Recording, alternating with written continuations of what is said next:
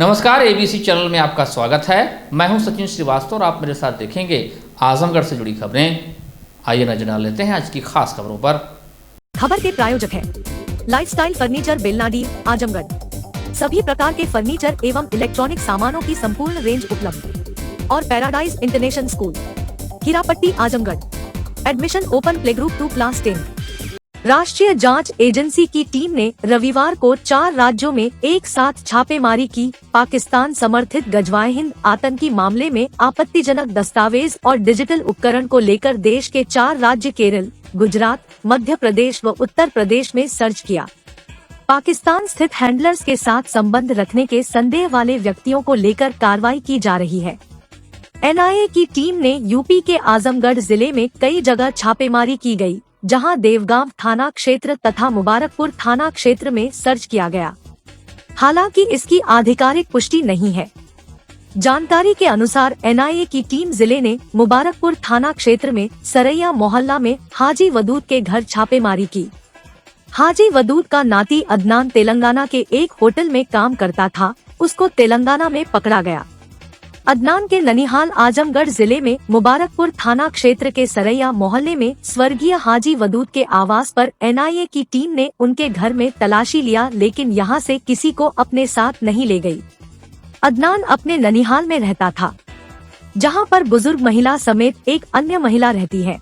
उन्होंने मीडिया से बातचीत करने से मना किया। वहीं स्थानीय लोगों का कहना है कि सादे वर्दी में 15 से 20 संख्या में 3 वाहनों में पहुंचे थे, जहां घर में 3 से 4 घंटा तक पूछताछ की। सुबह को देखिए 6 बजे के लगभग जो है पुलिस वाले जो है मान लो आए थे, उनके साथ अधिकारी भी थे और वो मकान में जो है मान लो गए हैं। अब क्या पूछे हैं क्या किए हैं भैया हम लोगों को तो पता नहीं, किसी को कोई जानकारी नहीं है। बस इतना ही हुआ और 9 बजे के लगभग में वो चले गए। 3 घंटे रहे? हाँ 3 घंटे करीब कितनी संख्या में रहे? वही 15-20 रहे होंगे कुल मिला जुला करके। यहाँ कौन कौन रहता है? कौन यहाँ पे भाई? उनके तो वो तो इंतकाल कर गए हैं, हाजी साहब जो इंतकाल कर गए हैं। अब उनके बच्चे उनकी लड़की रहती है और उनकी बीवी है। उनकी उम्र बहुत ज्यादा है, उनका दिमाग वगैरह भी सही नहीं रहता। अब वही एक लड़की रहती है, उनकी देख रेख करती है, वो पता नहीं और कोई नहीं उनका। आप लोग जानकारी कुछ नहीं मिल पाएगी? नहीं कुछ नहीं, हम लोगों को कुछ नहीं पता लगा, किसी को कुछ नहीं पता है। पूछा भी तो भाई कहते हैं भाई कोई मामला होगा और फिर वो लोग चले गए। यही हुआ। कहते हैं कि हौसले बुलंद हो तो रास्ते में कितनी भी मुश्किलें आए, इंसान अपनी मंजिल पा ही लेता है। ऐसी ही मिसाल पेश की है पलहना विकास खंड के बेनीपार गांव के निवासी दिव्यांग सूरज सिंह ने। सूरज सिंह को भगवान ने जन्म से ही दोनों हाथ नहीं दिए। सूरज सिंह की काबिलियत ऐसी कि वह बड़ी आसानी से कंप्यूटर और मोबाइल तक को आसानी से हैंडल कर लेते हैं। दिव्यांग सूरज सिंह ने अपनी मदद के लिए कभी दूसरों के आगे हाथ नहीं फैलाता। अपनी काबिलियत के दम पर यह दिव्यांग अपना और अपने परिवार का भी भरण पोषण कर रहा है। उनको देखकर लोगों का यही कहना है कि सूरज सिंह से समाज को सीख लेनी चाहिए। सूरज सिंह ने दोनों हाथ न होने के बावजूद भी अपने आप को कभी भी असहज महसूस नहीं किया। घर की आर्थिक स्थिति अच्छी नहीं है, उनके कमाए हुए पैसों और रिटायर्ड पोस्टमैन पिता के पैसों से घर चलता है। दिव्यांग अपनी काबिलियत के दम पर अपना और अपने परिवार का भरण पोषण कर रहा है। सूरज सिंह ने अपनी काबिलियत के दम पर दिव्यांगता को मात दी है। उन्होंने प्रतिष्ठित महाविद्यालय शिबली कॉलेज से डबल एमए और बीएड किया है। लोग उनके जज्बे को सलाम कर रहे हैं। वे तमाम लोगों के लिए प्रेरणा स्रोत बन चुके हैं, लेकिन सरकार की उपेक्षा के चलते उनका आत्मविश्वास कमजोर पड़ रहा है। वे चाहते हैं कि उनकी योग्यता को देखते हुए उन्हें सरकार स्थायी रोजगार प्रदान करे, ताकि वे अपने परिवार का भरण पोषण सही तरीके से कर सके।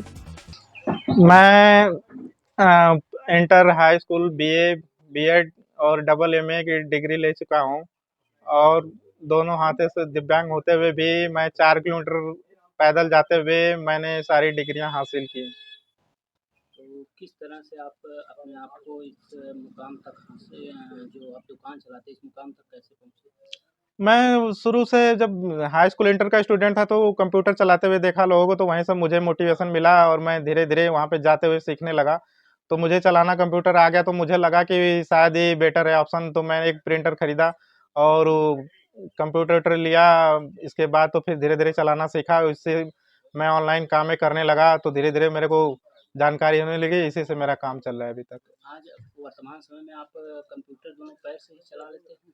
हाँ, मैं पैर से ही दोनों पैर से ही अपना कंप्यूटर चलाता हूँ, माउस हो, कीबोर्ड हो, सब अपने पैर से ही हैंडल करते हैं। कितनी तक पढ़ाई की है और घर में कौन-कौन लोग? मैं बीएड डबल ए में हूँ और मेरी फैमिली में 5 भाई और 2 सिस्टर हैं। क्या-क्या करते हैं? भाइयों में 2 लोग प्राइवेट जॉब करते हैं, बाकी 2-3 लोग घर पे ही रहते हैं। पिताजी क्या करते हैं? पिताजी पहले गाँव के पोस्टमैन थे, अब रिटायर हो गए हैं। तो सारी घर की ज़िम्मेदारी आप ही के कंधे पे? फिलहाल तो अभी जब से रिटायर हुए हैं, तो अब ज़िम्मेदारियाँ तो मेरे ही ऊपर दिख रही हैं फिलहाल में, अभी तो ऐसा ही चल रहा है। सरकार से क्या माँग करते हैं? सरकार से मेरी यही माँग है कि मेरी योग्यता या मेरी क्वालिफ़िकेशन या मुझे जो भी देखते हुए मुझे अगर कहीं एडजस्टमेंट कर दिया जाए, तो मैं शायद अपनी आने वाली लाइफ़ में जो भी प्रॉब्लम या जो भी सुविधा हो, मैं अब खुद हैंडल कर सकता हूँ। तो जब आप कौन-कौन से ऑनलाइन फॉर्म भरते हैं, लोग आते हैं, तो इतने में आपका गुज़र-बसर हो जाता है?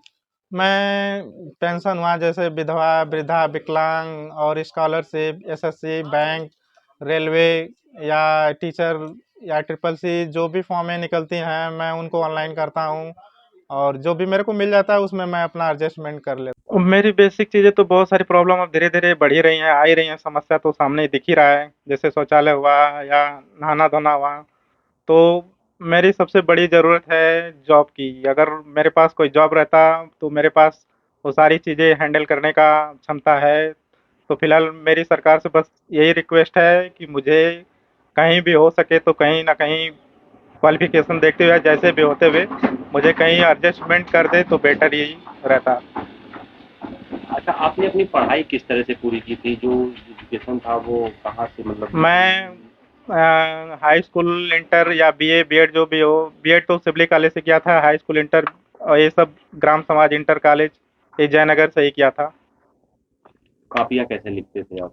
मैं तो शुरू में थोड़ा दिक्कत होती थी, जब 9th में था तो थोड़ा दिक्कत हुआ, तो बातचीत करते हुए फिर मैं पैर से ही लिखना वहीं पर स्टार्ट किया, बैठकर उस बेंच पे ही अपने आप को खुद एडजस्टमेंट किया, तो धीरे-धीरे लिखना वहाँ पे आ गया, तो कॉपियाँ अपने पैर से ही लिखते हैं। आज आप पूरी तरह से लिख लेते हैं काफ़ी? हाँ, अच्छे से लिखते हैं। अभी तक किसी एग्ज़ाम में कोई राइटर का सुविधा मैंने लिया नहीं। मैं खुद ही पैर से ही लिखता हूँ। एग्ज़ाम में थोड़ा नीचे ले लेते हैं अपनी सीट, बाकी तो ऐसे ही चलता है। इसी तरह से आपने बीएड भी किया है? हाँ, इसी तरह से मैंने बीएड सिवली कॉलेज से किया। बहुत मेहनत लगा बीएड करने में, लेकिन अच्छा, आपको कॉलेज भी सिवली कॉलेज मिला था? हाँ, कॉलेज सिवली कॉलेज मिला था। लेकिन बेटर था, बीएड सही था, लेकिन अब तो जो बाहर कर दिया था, तो बीएड करने का कोई मतलब दिख नहीं रहा इस टाइम। और इतनी इनकम होगी कि नहीं आप बीटीसी करें? हाँ, वही तो दिक्कत है। अब बीटीसी करने के लिए थोड़ा प्रॉब्लम आ रही है, पैसे नहीं है, इतना पैसे लगेंगे, तो पैसे कहाँ से आएँगे? यही तो सोच रहे हैं, बीटीसी करना तो बेटर ही पड़ता। लेकिन अब कोई मतलब नहीं, धीरे-धीरे एज भी निकल रही है। तो जैसा कि सरकार की ये मंशा है कि दिव्यांगों के लिए बड़ी सरकार सोचती है और 2 बार तो यहाँ पे सरकार भी है भाजपा की। तो क्या इतने सालों में कोई आपको अप्रोच नहीं किया भाजपा का कोई भी नेता या कोई भी नेता? आई थिंक मैं अभी पिछली साल मैं मिला था अपने सांसद दिनेश लाल यादव निरहुआ से। उन्होंने बड़ा आश्वासन तो दिया, लेकिन ऐसा कुछ किया नहीं कि नहीं वैसे कुछ मुझे मोटिवेशन मिले। मैं बस यही देखता हूँ, बड़े लोग बड़ी बातें होती हैं, ऐसा ही मैंने देखा और ऐसा कुछ हुआ नहीं। मुझे उम्मीद तो थी, लेकिन ऐसा कुछ मिला नहीं मुझे कि नहीं, मुझे उनसे कुछ उम्मीदें थी कि कुछ मिले, ऐसा कुछ हुआ नहीं। हो सकता है उनके ध्यान से भटक गया हो, फिर कभी बात की आपने? मैंने बात किया, उनके पीए जो भी हों, उन दोनों लोगों को जो साथ में रहते हैं, उन 2-3 बार कॉन्टैक्ट किया। ऐसा कॉन्टैक्ट किया, मैं उन जानकारी चाहता था, लेकिन ऐसा कुछ जानकारी मुझे मिला नहीं। मैं कॉन्टैक्ट करने की कोशिश किया, लेकिन कुछ ऐसा मुझे जवाब नहीं मिला। दिव्यांग सूरज सिंह की जानकारी हम तक पहुंचाने वाले समाजसेवी एवं युवा भाजपा नेता कुशल सिंह गौतम ने मुख्यमंत्री से अनुरोध किया कि वे दिव्यांग सूरज सिंह की प्रतिभा, काबिलियत व दिव्यांगता को संज्ञान में लेकर उन्हें स्थायी रोजगार प्रदान करें। स्थानीय लोग भी सूरज की प्रतिभा के कायल हैं। लोगों का कहना है कि सूरज बचपन से ही मेहनती है। और मैं ये बेनूपुर ग्राम सभा है, बगल में मैं जिगनी का रहने वाला हूँ। सबके सुख दुख में मैं हमेशा शामिल होता रहता हूँ। जब मेरी नज़र इनके पे पड़ी कि ये दोनों हाथ से दिव्यांग है बचपन से ही, और ये जन सेवा का काम कर रहे हैं, फॉर्म भर रहे हैं, पैर से लैपटॉप चला रहे हैं। तो इनके संघर्षों को मैंने देखते हुए सोचा कि आपके मीडिया बंधुओं के माध्यम से यह बात डीएम साहब के माध्यम से मुख्यमंत्री जी तक जाए और इनके लिए जो भी एक उचित व्यवस्था हो कहीं इनको व्यवस्थित करने के लिए वो मुख्यमंत्री जी करें। बस मेरी सरकार से यही आग्रह है, निवेदन है। और हम लोग पूरा प्रयासरत हैं, पूरे क्षेत्र के लोग सूरज के लिए, कि इनकी कहीं बढ़िया से व्यवस्था हो जाए, कहीं एडजस्ट हो जाएंगे। क्या इनकी आर्थिक स्थिति है और आप सरकार से क्या मांग रहे हैं? आर्थिक स्थिति कोई बहुत बढ़िया नहीं है। पिताजी इनके पोस्टमैन थे, रिटायर हो चुके हैं। मकान भी कच्चा ही है अभी, बस किसी तरीके से अपना जीवन यापन कर रहे हैं। मध्यम वर्गीय परिवार है। मैं बस यही बार बार गुजारिश करता हूँ कि इनकी कोई उचित व्यवस्था होनी चाहिए जिससे आगे का इनका जीवन उज्जवल हो जाए। हाँ, भर देते हैं। कैसे भरते हैं, हाथ से कि पैर से? नहीं, पैर से भरते हैं ना। पैर से। हाँ। तो रोजी रोटी इनका आय का साधन क्या है? बस यही है और का आय। बस और का कागज पत्र अपना बनाते हैं, देते हैं, वही अपना गरीबी में अपना जीवन यापन करते हैं। अच्छा, तो क्या चाहते हैं आप लोग? क्या चाहते हैं? हम तो यही चाहते हैं कि और अच्छा पदवी पर हो जा तो और सही है, सब काम लाख से हो। हम तो यही चाहते हैं भाई, लाख से काम हो। आजमगढ़ शहर कोतवाली क्षेत्र के अजमतपुर कोडर में स्थित गुरुद्वारा गुरु नानक विट्ठल दरबार की भूमि पर अवैध कब्जे को लेकर पिछले 3 दिनों से चल रहा विवाद सोमवार की शाम को समाप्त हुआ। एसडीएम सदर ज्ञानचंद गुप्ता और सीओ सिटी गौरव शर्मा के नेतृत्व में पहुंची पुलिस और प्रशासन की टीम के सामने दोनों पक्षों से बात की गई। गुरुद्वारा की भूमि पर अवैध कब्जा को तत्काल हटाने के मामले में एसडीएम ने कब्जादारों से बात की। तत्काल उन्होंने घर छोड़ने में असमर्थता जाहिर की। इसके बाद उनको 1 हफ्ते का समय दिया गया घर को खाली करने का। इसके बाद सिख समाज भी गुरु नानक जयंती मनाने के लिए तैयार हो गया। बता दें कि भूमि पर अवैध कब्जा और सिख समाज के साथ बदसलूकी का आरोप लगाते हुए गुरुद्वारा प्रबंधक कमेटी समेत सिख समाज ने गुरु नानक जयंती पर्व नहीं मानने का फैसला किया था और गुरुद्वारा को काले कपड़े से ढक दिया था। अब 1 हफ्ते की मोहलत मिलने के बाद गुरुद्वारा को खोल दिया गया। इसके बाद सिख समाज के लोगों के साथ एसडीएम सदर ज्ञानचंद गुप्ता, सीईओ गौरव शर्मा कोतवाल, शशिमोली पांडे समेत अन्य अधिकारियों ने गुरुद्वारा में मत्था टेका और अरदास में शामिल हुए। इस मामले में एसडीएम सदर ज्ञानचंद गुप्ता ने बताया कि गुरुद्वारा प्रबंधक कमेटी द्वारा विरोध जताया जा रहा था कि जो गुरुद्वारा की जमीन है उसे कब्जा दिलाया जाए। इस संबंध में 3 दिन पहले राजस्व टीम भेजी गई थी, उन्होंने पैमाइश भी किया था। गुरुद्वारा प्रबंधक कमेटी के लोग संतुष्ट भी थे। इसमें 2 घर जिसमें परिवार निवास कर रहा है उसे बेदखल करने की मांग की गई थी। पहले से वह लोग रह रहे हैं, उनके पास अभी कोई आवास की व्यवस्था नहीं, इसलिए 1 सप्ताह का समय दिया गया था कि वैकल्पिक व्यवस्था कर खाली कर दें। इसी कारण से विरोध प्रकट किया जा रहा था। आज हमारे और सीओ साहब द्वारा सिख समाज के लोगों को समझाया गया, उसके परिप्रेक्ष्य में निर्णय लिया कि हम त्योहार मनाएंगे। सिख समाज 1 सप्ताह के अंदर पक्की पैमाइश के लिए आवेदन करेगा, इसके बाद पैमाइश करके कब्जा दिलाया जाएगा।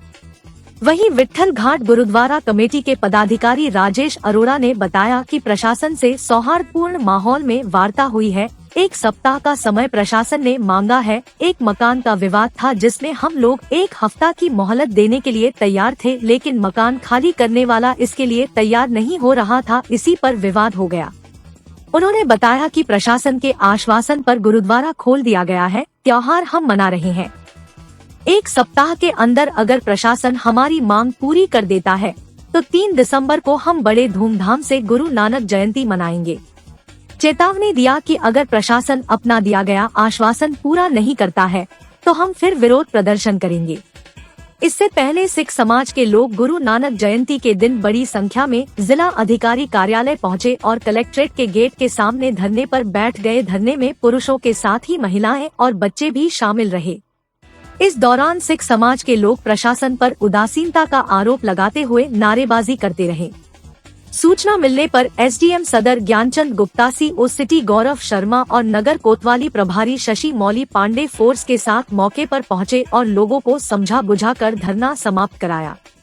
इसके बाद अधिकारियों की टीम विट्ठल घाट गुरुद्वारा पहुंची। प्रबंधक कमेटी द्वारा आज ये विरोध किया जा रहा था कि हमें जो गुरुद्वारा के नाम से जमीन हुई है उसको और लोगों से द्वारा कब्जा किया गया उसे बेदखल करके हमें कब्जा दिलाया गया। इस संबंध में 3 दिन पहले पूरी राजस्व टीम भेजी गई थी, उन्होंने पैमाइश भी किया था और गुरुद्वारा कमेटी के लोग संतुष्ट भी थे। इसमें 2 घर बने हुए थे जिसे बेदखल करने के, जिसमें परिवार अभी निवास कर रहा है, तो उसे बेदखल करने की उस समय मांग की गई थी। तो चूँकि पहले से वो लोग रह रहे हैं, उनके पास दूसरा अभी आवास वैकल्पिक व्यवस्था नहीं थी, तो उनको 1 सप्ताह का टाइम दिया गया था कि भाई 1 सप्ताह में आप वैकल्पिक व्यवस्था करके उसको खाली कर दें। तो अब तात्कालिक रूप से गुरुद्वारा कमेटी द्वारा चाहा जा रहा था कि खाली करा दिया जाए, तो चूँकि वैकल्पिक व्यवस्था अभी तक नहीं हो पाई, इसलिए नहीं हुआ था और इसी कारण से विरोध प्रकट किया जा रहा था कि हम त्यौहार नहीं मनाएंगे।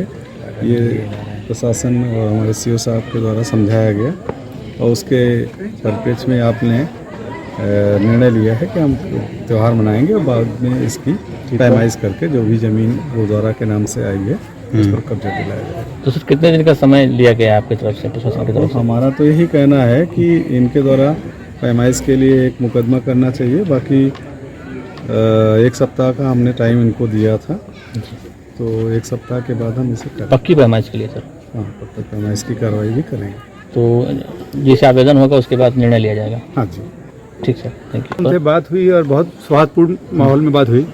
उन्होंने हफ्ता भर टाइम दिया कि हफ्ते भर में नपा तो चुका है, ये पूरा लिखा हुआ है, नपा चुका है। एक मकान का विवाद था, उनको 10 दिन टाइम दिया गया था, लेकिन उन्होंने साइन नहीं किया था इस पर। हम लोगों ने साइन कर भी दिया था, ठीक है भाई, गुरुद्वारा बताता उजाड़ता नहीं, आप 10 दिन टाइम ले लो, 15 दिन टाइम ले लो। तो उसी बीच विवाद हो गया वहाँ पे। उनके मतलब कोई वादी प्रतिवादी बीच में विवाद नहीं है, जितना यहाँ के स्थानीय जो घुमाफे टाइप हुआ है। नहीं तो आज क्या निर्णय हुआ प्रशासन की उपस्थिति में? प्रशासन कहने पे हम यहाँ गुरुद्वारा खोल दिया गया है। त्यौहार मना रहे हैं भाई, त्यौहार मनाने जा मना मतलब ये कि अब खोल दिया गया। बाकी डेट तो आज थी, तो तैयारी होती है, अपना अरदास होगी जो भी होगा। आगे 3 तारीख को हम देखते हैं, प्रशासन सहयोग करे, 3 तारीख को हम यहाँ मनाएंगे। तो प्रशासन ने ये कहा है कि जैसे पक्की पैमाइश के लिए आप लोग आवेदन करेंगे? हाँ, उन्होंने बताया कि एक आवेदन के लिए और दे दी पक्की पैमाइश के लिए। हाँ, अभी लेखपाल साहब आए थे, कांगो साहब आए थे 3 दिन पहले, तो नाप के गए हैं, निशान लगा गए हैं। उसमें भी जो लोग बात किए उनका जमीन का नाम भी नहीं है। वो सिर्फ इस कार्य बात कर रहे थे, उसकी रिकॉर्डिंग है। बहरहाल तत्काल में आप ये मामला अभी शांत है? अभी शांत है। आपका सपोर्ट रहेगा तो 3 तारीख को हम लोग धूमधाम से यहाँ पे मनाएंगे गुरुनानक जयंती, और आप लोग को भी इन्वाइट करेंगे, सबको आइए। शहर से सटे भंवरनाथ क्षेत्र स्थित इलेक्ट्रिक स्कूटी व बाइक के विक्रेता काशी इलेक्ट्रिक में रविवार को मेगा लकी ड्रा कूपन का आयोजन कर ग्राहकों को पुरस्कारों से सम्मानित किया गया।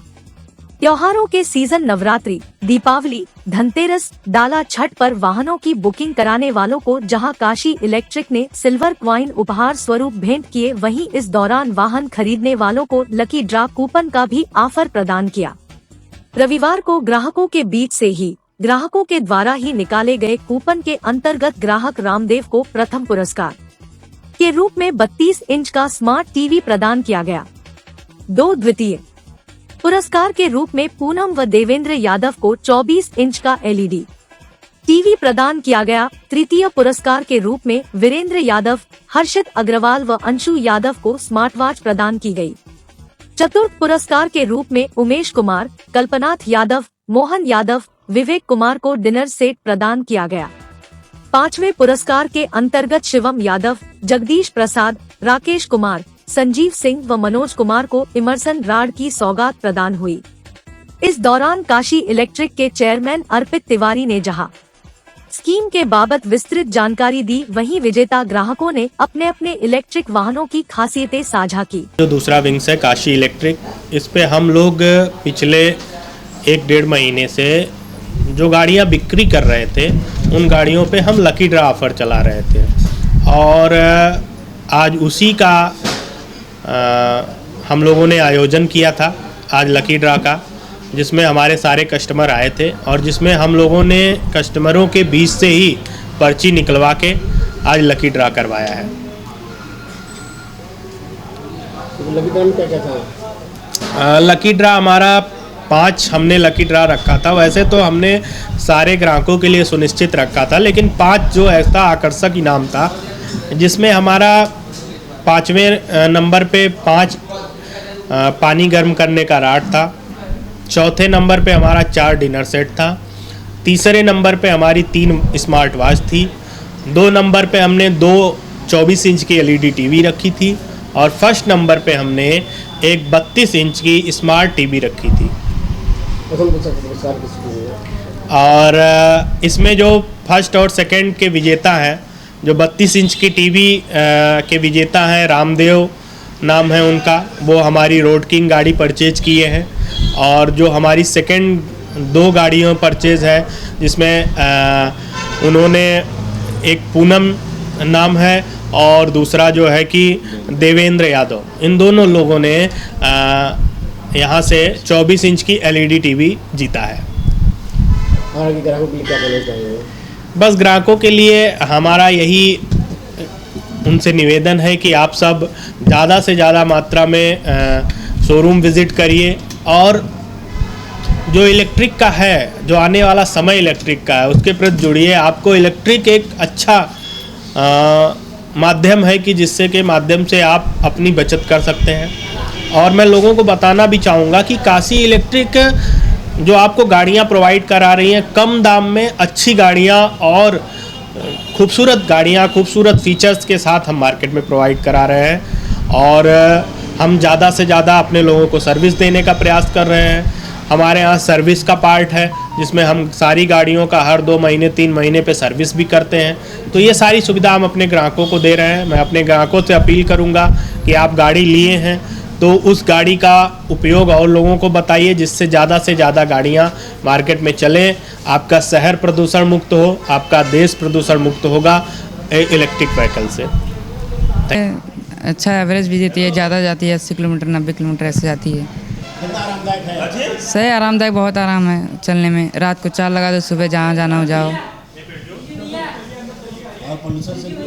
पोल्यूशन तो थोड़ा भी नहीं होता, चलाने में बहुत आराम है। बहुत अच्छा लगा। 69,000 की मिली और इट इज़ वेरी कंफर्टेबल। और जैसे कि we make it free from pollution, जैसा कि आजकल मुहिम चल रही है पर्यावरण बचाओ, तो उसके हिसाब से बहुत अच्छा आरामदायक है। रिस्पांस कैसा है? बहुत अच्छा रिस्पांस है। एक बार चार्ज लगाओ और 4-5 घंटे चार्ज लगा के उसके बाद बिना पेट्रोल के, आप विदाउट पेट्रोल के अगर आप यात्रा कर रहे हैं, कोई काम कर रहे हैं अकेले, बहुत अच्छा है।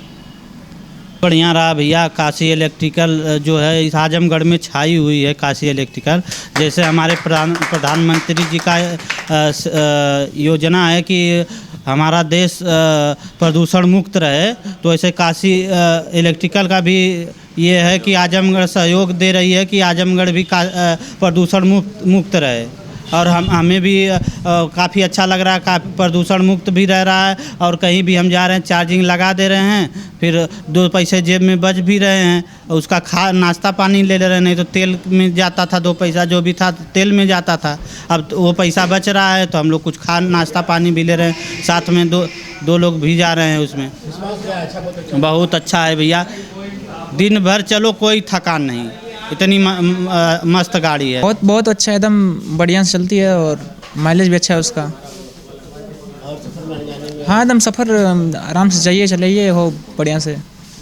श्री श्याम भक्त मंडल की ओर से भंवरनाथ चौराहे के समीप त्रिदेव मंदिर निर्माणाधीन प्रांगण में आयोजित श्री श्याम जन्मोत्सव में भक्तों ने खुलकर प्रेम रूपी खजाना लुटाया। जन्मोत्सव में आए नामचीन भजन गायकों ने सभी पर श्याम का रंग चढ़ा दिया। श्याम भक्त झूमते रहे। रविवार की अर्धरात्रि में भक्तों ने केक काटकर खुशियां मनाई और इत्र के फुव्वारों के बीच हो रही पुष्पों की वर्षा ने सबका मन मोह लिया। इस दौरान जयकारों से समूचा क्षेत्र श्याममय हो उठा। आयोजन समिति द्वारा भव्य रूप से बाबा का दरबार सजाया गया। विधिवत पूजा अर्चना के बाद बाबा को माखन, मिश्री, मेवा, फल, मिष्ठान आदि का भोग भी लगाया गया। श्री गणेश वंदना के बाद गुरु वंदना हुई। इसके बाद समाज के विशिष्टजनों द्वारा खाटू श्याम के प्रतिमा के समक्ष संयुक्त रूप से पावन ज्योति प्रज्वलित कर कार्यक्रम का विधिवत शुभारंभ किया गया। जैसे ही भजन संध्या का आगाज हुआ तो श्याम के अन्य भक्त और प्रसिद्ध गीतकार व गायक कृष्णा दधीची वाराणसी ने करले करुण पुकार सौंप दे, कब आएगा मेरा सावरिया आदि भजनों की प्रस्तुति से दिल जीत लिया। इसके बाद गायक संजय सेन सूरजगढ़ पतली सी पिताम्बरी में हारा हूँ शुभम रूपम कोलकाता द्वारा दरबार हजारों है, ऐसा दरबार कहाँ, बैठ नजदीक सांवरे के, बाबा तुमसे अर्ज है मेरी तेरा दर कभी छूटे ना, हारे के सहारे आजा, लीला रे मन श्याम से मिला दे, छाई काली घटाएं तो इनकी छतरी के नीचे हूँ जैसे भजन प्रस्तुत कर सभी को मंत्रमुग्ध कर दिया। प्रस्तुतियों को सुनकर भक्त श्याम के रंग में रंग गए और बड़े बुजुर्ग, महिला, बच्चे सभी श्याम के जयकारे लगाते हुए झूमने लगे। जैसे ही रात्रि के 12 बजे भक्तों ने 21 किलो मेवे का केक काटकर अनंत अविनाशी बाबा श्याम का जन्मदिन मनाया। केक कटने के दौरान भक्तों ने लगातार जय जयकार की और एक दूसरे को केक खिलाकर संसार के कल्याण की कामना किया। मंडल अध्यक्ष शोभित खंडेलिया ने कहा कि जीवन में श्याम को उतारकर ही मानव मोक्ष पा सकते हैं। श्याम जन्मोत्सव पर हर वर्ष श्री श्याम भक्त मंडल द्वारा जन्मोत्सव कार्यक्रम का आयोजन किया जाता रहा है। उन्होंने अपने सभी सहयोगियों का आभार जताया।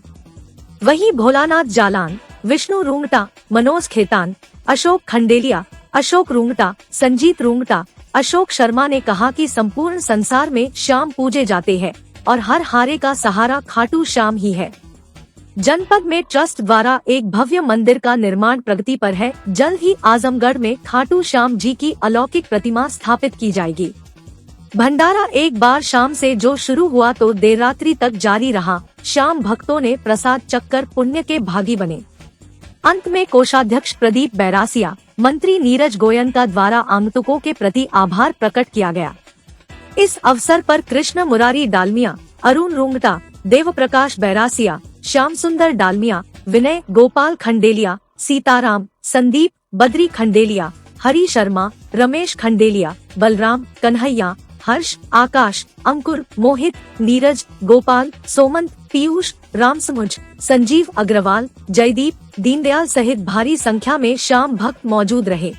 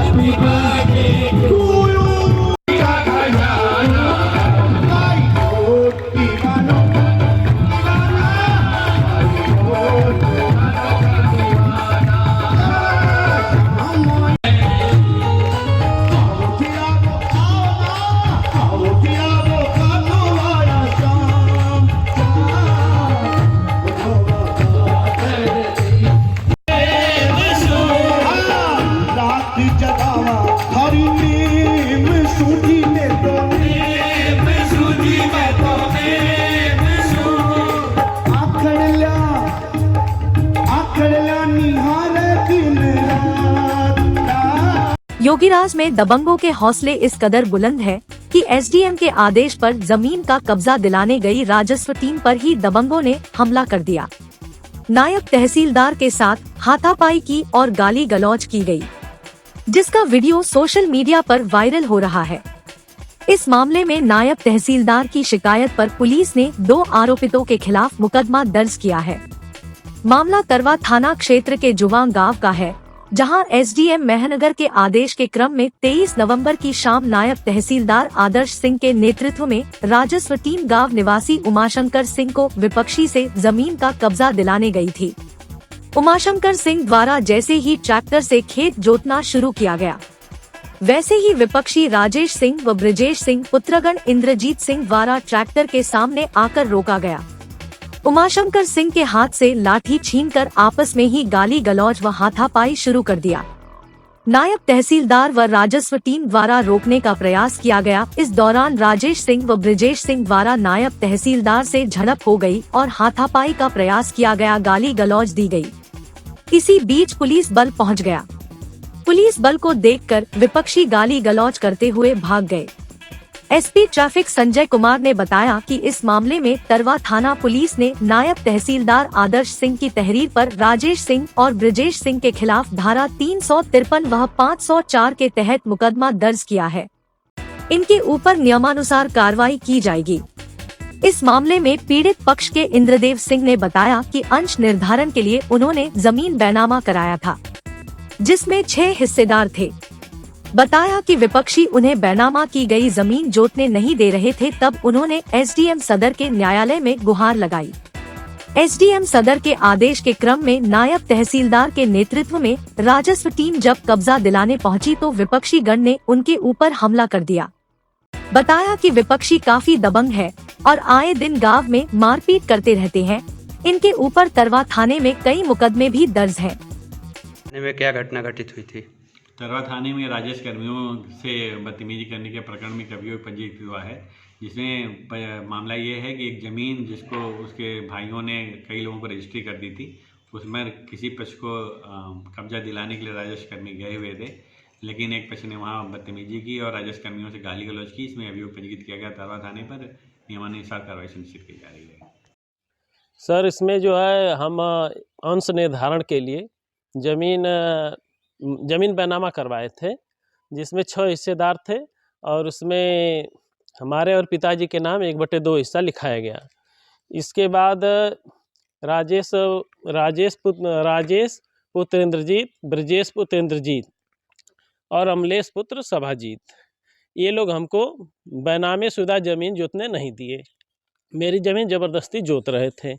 इसके बाद मैं माननीय उप जिलाधिकारी महोदय मेहनगर के यहाँ अंश निर्धारण का मुकदमा किया और सारी प्रक्रिया पूरा करने के बाद 10 जुलाई सन 2023 को सबका अंश निर्धारण हो गया। 6 लोगों का उसमें अंश था।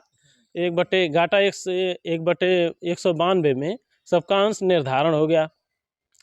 फिर मैं प्रार्थना पत्र दिया तो उप जिलाधिकारी महोदय के आदेशानुसार राजस्व टीम और पुलिस बल द्वारा नापी कराई गई और सबका खूंटा अलग अलग गाड़ दिया गया। इसके बाद भी राजेश, ब्रजेश और अमलेश, ये तीनों लोग मुझे जोतने नहीं दिए। फिर मैं प्रार्थना पत्र 7 बार दिया। 7 बार राजस्व टीम गई, जिसमें लेखपाल, कानगो और पुलिस बल गए, लेकिन मेरा कब्जा नहीं हुआ। फिर मैं माननीय उप जिलाधिकारी महोदय के आदेश प्रार्थना पत्र दिया, जिसमें जो है वो नायब साहब को आदेशित किए कि ये कब्जा परिवर्तन कराया जाए।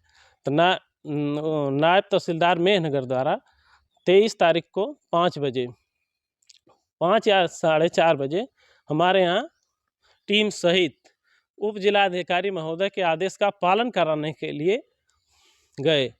इसके बाद वहाँ मौके पर स्थिति देखे, फिर कहे ट्रैक्टर से सबका जब कब अंश निर्धारण हो गया, अलग अलग हो गया, तो इनका जो है जो हिस्सा उसको जोतिए। ट्रैक्टर चलने लगा, जोतने लगे। इसके बाद राजेश पुत्र इंद्रजीत और ब्रजेश पुत्र इंद्रजीत सिंह, ये दोनों लोग आए, दौड़े, रोको रोको, तो रोक दिया गया। इसके बाद ये लोग गाली गलौज करने लगे और नायब साहब को मारे भी, जिसमें उन्होंने वीडियो में ये कहे भी हैं कि हमारे ऊपर हाथ उठाया गया। बाद में रोकने पर हम लोगों को भी तमाम गाली गलौज दिए। इसके बाद अभी भी हम लोगों को जान से मारने की धमकी दे रहे हैं और कह रहे हैं उसको हम जोतने नहीं देंगे। हम लोगों को बड़ी दिक्कत है, इसके लिए जो है मेरी शासन मदद करे। ये किस गांव का मामला है और ये इन लोग का बैकग्राउंड क्या है? ये हमारा गांव जुआ पड़ता है और इनका बैकग्राउंड यही है कि ये अपराधी किस्म के हैं। इनके ऊपर थाना तरवा में कई एफआईआर दर्ज है और उसी तरह से चलते हैं। थाने का चक्कर भी बहुत लगाते हैं, मनबर टाइप के हैं। और गांव में कई प्रकार के मुकदमे हैं। किसी को मार देना, इन लोगों की एक खेती बाड़ी हो गई है। इस मामले में मुकदमा दर्ज हुआ है?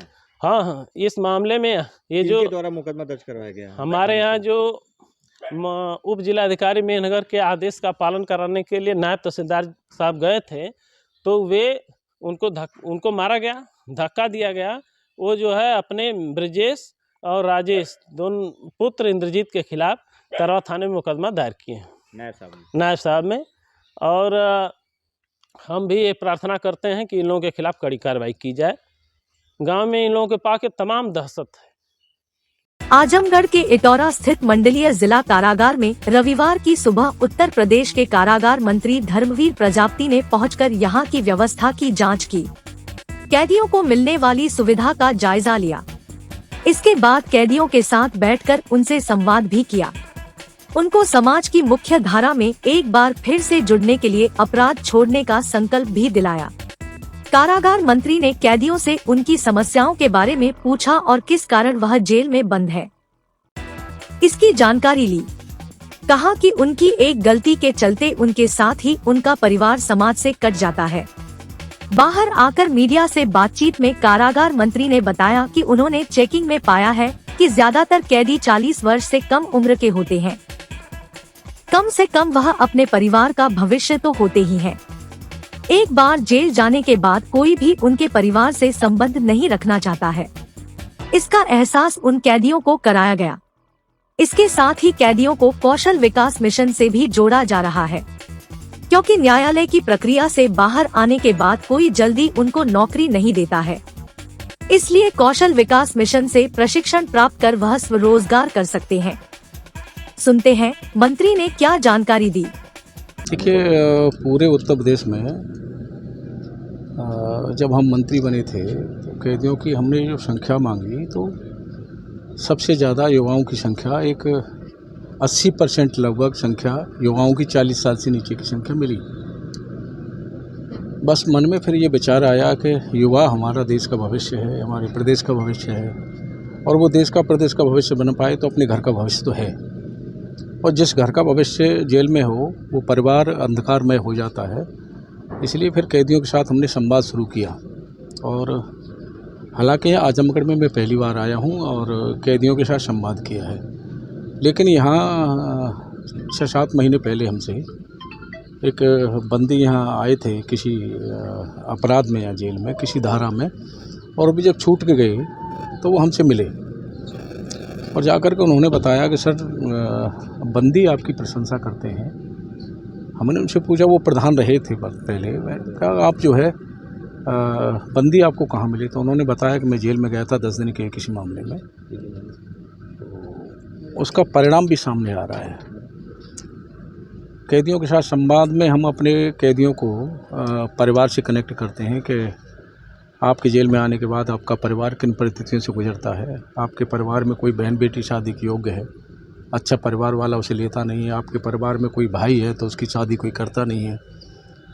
और बंदी ही बताते हैं कि हमारे जेल में आने के बाद हमारा पड़ोसी, हमारा परिवार का रिश्तेदार कोई व्यक्ति आता नहीं है हमारे घर, तो वो परिवार भी एकाकी जीवन जीने को मजबूर होता है। जब इतना एहसास कैदियों को कराते हैं तो कई कैदी भावुक होते हैं, रोते हैं। आज भी यहाँ भी कई कैदी रोए। हमने बुलाया, पूछा भी, तो उसने बताया कि आपने परिवार की याद दिला दी, पत्नी की, बच्चों की, भाई की, माँ की, सबकी। उसी समय फिर हम संकल्प भी कराते हैं और वो यहाँ भी कैदियों ने संकल्प किया है। जितने कैदी थे संवाद में सबने संकल्प किया है कि हम दोबारा कोई गलती नहीं करेंगे। हम मानते हैं कि सब ना कर पाए, 10% 20% भी अगर कर लेते हैं तो एक अच्छा है, और यही प्रयास हमारा है। उत्तर प्रदेश की सभी जेलों को मैं आपके माध्यम से बताना चाहूँगा कि हमने कौशल विकास एम से जोड़ा है, क्योंकि युवा हमारी बहुत बड़ी संख्या में है। युवा अगर छूट के जब बाहर जाता है, जेल का जो उसके ऊपर एक मोहर लग जाती है तो कोई व्यक्ति उसे काम नहीं देता। इसलिए हमने सभी जेलों को कौशल विकास एम में जोड़ा है कि बंदी काम सीखेंगे, बाहर जाएंगे तो स्वरोजगार से जुड़ सकेंगे और किसी के ऊपर निर्भर नहीं रहेंगे। ये भी प्रयास हमारा है। कुल मिला के हमारा प्रयास है कि कैदी जब न्यायालय के माध्यम से बाहर जाएं तो दोबारा वो जेल में ना आए, कोई गलती ऐसी ना करें। ये प्रयास हमारा है और उसी के लिए प्रत्येक जेल में हमारा संवाद है। अभी मैं यहाँ से अम्बेडकर नगर की जेल में संवाद करूँगा, फिर उसके बाद लखनऊ जाना है और प्रयास यही है। सर, माइंड मेकअप तो कुछ होगा कि पहले भी पाई गई हैं, आज भी आप देखे हैं, चाहे वो कैंटीन की व्यवस्था हो या बैरिक की व्यवस्था हो, तो इस पर इंस्पेक्शन वगैरह आपने किया है? देखिए, मुख्यमंत्री के नेतृत्व में जब से सरकार बनी बहुत कुछ बदलाव हुआ है, बहुत कुछ बदलाव हुआ है। कैदियों में आपस में वाद विवाद बंद हुए, खाने की गुणवत्ता में सुधार हुआ है, साफ़ सफाई में सुधार हुआ है, बहुत कुछ बदलाव हुआ है। और जहाँ कहीं भी हमें कोई शिकायत मिलती है तो उसका स्वयं मैं संज्ञान लेता हूँ, किसी के ऊपर निर्भर नहीं रहता, स्वयं जा कर के चला जाता हूँ और देखता हूँ, निरीक्षण करता हूँ। कोशिश है हमारी कि जो बंदी हैं, अनायास घटित घटना में कैदी हैं, वो एक इंसान बन करके बाहर जाएं, ये भी प्रयास है। अच्छा सर, एक चीज़ बहुत ज़्यादा आजमगढ़ जेल में देखी गई है कि यहाँ पे बैरिक के नाम पे जो पैसा लिया जाता है उस पे किस तरीके से कंट्रोल किया जाएगा? क्योंकि बाहर जो जाते हैं कैदी, उनकी शिकायतें होती हैं कि 25-2500 रुपये रेट लगा करके उन्हें बैरिक दी जाती है और कैंटीन में खाने की व्यवस्था नहीं होती है। इस तरीके की समस्याएं बहुत ज़्यादा हैं। ये आप जानकारी दे रहे हैं। हमें जो बंदी रह के गए वो उन्होंने हमसे प्रशंसा ही की। 2 महीने पहले की बात है, उन्होंने हमें इस तरह की बातें कोई नहीं बताई। अगर हमारे संज्ञान में आएगा तो उस पर भी हम काम करेंगे, लेकिन जेलों में कोई भी अनियमितता नहीं होने देंगे। धन्यवाद। लगभग उत्तर प्रदेश में 4-6 जेलें बची हैं, जैसे बलिया की है, महाराजगंज की जेल है, देवरिया की है और सोनभद्र की है, भदोही, और उसके बाद पश्चिम में 2-3 जेलें बची हैं। बाद बाकी सारी जेलें हमने कंप्लीट कर ली हैं। यही प्रयास है और मैं आपके माध्यम से सभी प्रदेशवासियों से, देशवासियों से एक अपील करूँगा, हम अपने बच्चों के साथ समय दें, बच्चों के साथ बातचीत को साझा करें, बच्चों की मनोदशा को समझें और वो बच्चे कहाँ क्या कर रहे हैं, बच्चों पर थोड़ी निगरानी भी रखें। और बच्चों के साथ अगर हम बातचीत अपनी आत्मसात करेंगे तो मैं मानता हूं कि हो सकता है कि बच्चे गलतियां करने से बच जाएं। सर, अल्पवयस्क गार्जियंस को भी कुछ मतलब इस तरीके से? हाँ, निश्चित रूप से वही मैं कह रहा हूं। मैंने तो जब ये देखा है कि किशोर हमारे नौजवान बच्चे जेल में ज़्यादा हैं तो स्कूलों में संवाद शुरू कर दिया है, कॉलेजों में मैंने संवाद शुरू किया है। मैं उत्तर प्रदेश में जाता हूँ तो डीएम और एसपी को भी साथ लेकर के जाता हूँ और उनसे भी कहते हैं कि कॉलेज के बच्चों को जो टूर हम कराते हैं, जैसे कहीं टूर पे ले जाते हैं, ऐसे ही बच्चों को एक जेल का टूर भी कराइए। उनका रहना सहना को देखेंगे शायद बच्चे, तो हो सकता है वो दोबारा कोई गलती न करे। और कॉलेज में हमारा प्रयास ये है कि हमने कॉलेजों में भी संवाद शुरू करें। जैसे समय मिलता है कॉलेजों में किशोरों के साथ हम संवाद शुरू करते हैं, तो ये प्रयास हमारा निरंतर चल रहा है। आजमगढ़ के जहानागंज थाना क्षेत्र के बरहतीर जगदीशपुर गांव में सोमवार की सुबह करीब 8 बजे किशोरी ने अपने घर में अज्ञात कारणों से कमरे की छत के कुंडे से कपड़े के सहारे फांसी लगाकर आत्महत्या कर ली। घटना की जब जानकारी उसकी मां को हुई तो उसने शोर मचाया। घटना के समय मृतका के पिता मनोज राय बगल में खेत में गए थे। वह भागकर जब घर आए तो देखा कि उनकी लड़की की मौत हो चुकी थी। घटना की सूचना के बाद मौके पर पहुंची पुलिस ने औपचारिक कार्रवाई कर शव को अपने कब्जे में ले लिया और दिन में पोस्टमार्टम कराया गया। मनोज राय का कहना था कि सुबह करीब 7:30 बजे तक उनकी पुत्री रागिनी राय झाड़ू घर में लगाई थी। इसके बाद वह खेत में चले गए। 8 बजे लड़का दौड़कर आकर घटना की सूचना दिया। सुनते हैं मनोज राय ने क्या जानकारी दी। मनोज राय कहाँ के रहने वाले हैं? भरती जगदीशपुर थाना जहानागंज। बच्ची का क्या नाम है? रागिनी। किस लिए कब आप लोगों को घटना की जानकारी हुई? वो 8 बजे सुबह में। क्या करने गए थे, कैसे जानकारी हुई? हम तो गए थे खेत, घर पर लोग थे तो बोले कि ऐसा ऐसा हो गया। हम आए। तो कौन बताया? उनकी माता जी? नहीं, एक लड़का गया था। तो फिर उनकी माता जी को जानकारी कैसे हुई? तो छत पर से जब नीचे आई तो देखी। तो रात में ही? नहीं, ये सुबह में झाड़ू लगाई है 7 साढ़े 7 बजे। इसके बाद घटना करा। वो चाय पीने गए, उसके बाद तब घटना हुई। आजमगढ़ के अतरौलिया थाना क्षेत्र के वैसपुर गांव में भूमि विवाद को लेकर एक पक्ष ने दूसरे पक्ष के घर में घुसकर मारपीट की। इसमें 4 लोग घायल हुए। वहीं घटना की सूचना पाकर घर आ रहे पीड़ित परिवार के अन्य व्यक्ति को भी रास्ते में घेर कर बुरी तरीके से मारपीट कर घायल कर दिया गया और बाइक भी क्षतिग्रस्त कर दी गई। घायलों को स्थानीय अस्पताल ले जाया गया, जहां एक की हालत गंभीर होने पर उसको रेफर होने पर जिला अस्पताल में भर्ती कराया गया है। वैसपुर निवासी तीर्थराज सिंह ने बताया कि पड़ोस के घर के लोगों से भूमि का विवाद था। इसी को लेकर पड़ोसी लोगों ने उनके घर में घुसकर मारपीट की थी। घटना के समय वह अपने पैतृक गांव रुतुआपार में थे। सूचना के बाद वह वैसपुर आ रहे थे, तभी उनको रास्ते में घेर लिया गया। उनको बुरी तरीके से पीटा गया है, जबकि उनकी बाइक को भी क्षतिग्रस्त कर दिया गया। सुनते हैं तीर्थराज सिंह ने क्या जानकारी दी। विवाद था, हम अपने पैतृक गांव थे, मतलब रतुआपार थे। जब ये लोग गोलबंद होकर के अंदर गए, घर में घुस करके मारने लगे तो फ़ोन गया तो हम भी भाग के गए। तो हमको रास्ते में रोक करके वहीं रास्ते में बाइक वाइक सब तोड़ दिए हैं। तो कितने लोग घायल हैं आपके पास? हमारी घर तरफ से 4-5 लोग घायल हैं, सभी लोग क्या घायल नाम है? हैं। तीर्थराज सिंह, श्याम कुंवर सिंह, बच्ची देवी, अरुण कुमार सिंह, नरेंद्र सिंह। तो जो लोग मारे हैं वो क्या लगते हैं? वो अल निषाद हैं जात के, बगल के हैं, पड़ोसी हैं। Paradise International School, Hirapatti, Azamgarh. Admission open. Play group to class 10. CBSE pattern English medium school. In-house developed digital learning platform. True digital smart school. Well qualified teaching staff. Well designed composite science lab. Fully equipped computer lab. Fully furnished library. Edge per CBSE standards. Outdoor and indoor play facility for overall development.